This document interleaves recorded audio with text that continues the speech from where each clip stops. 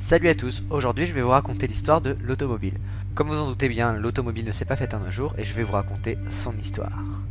Le concept d'automobile est plus vieux que ce qu'on pourrait croire. En effet, c'est en 1868 qu'un prêtre, mathématicien et astronome belge, Ferdinand Verbier, a conçu un véhicule propulsé à vapeur. Ce véhicule était loin de faire office d'automobile, il faisait plus office de jouet, mais le concept était là.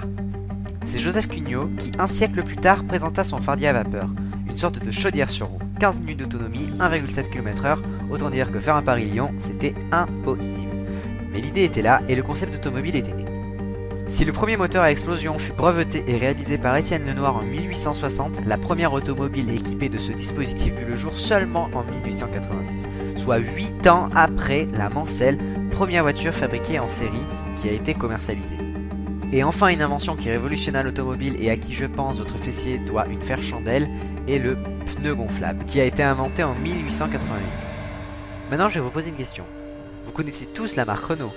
Et si je vous disais que la marque a conçu sa première voiture en 1898? Enfin, c'est pas tout à fait juste. À cette époque, la marque n'existait pas. C'est juste Louis Renault, comme un grand, qui de ses propres mains conçut sa première automobile. La suite, vous la connaissez, Renault est devenu un des plus gros acteurs automobiles français. Peu de temps avant le XXe siècle est instauré en France le certificat de capacité à conduire des voitures automobiles. Mais c'est uniquement en 1922 que le permis de conduire tel qu'on le connaît vit le jour. En 1833, André Lefebvre présente le concept de traction à Louis Renault. Mais visiblement, le concept ne l'a pas trop emballé vu qu'il rejeta l'idée.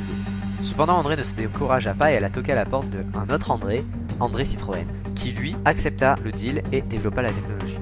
La voiture telle que nous la connaissons était née.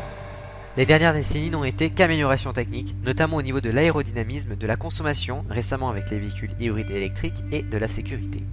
Sécurité, car oui, si aujourd'hui nous avons 4000 morts sur la route par an, il faut savoir que ça n'a pas toujours été le cas, et la sécurité routière ne s'est pas faite en un jour. En effet, c'est seulement en 1958 qu'a été mise en place les auto-écoles, donc autant vous dire qu'avant, ça devait être chacun fait ce qu'il veut. La conduite en état d'ivresse n'était pas répréhensible jusqu'en 1959, rendez-vous compte. Avant 1970, les voitures n'étaient même pas vendues avec des ceintures de sécurité.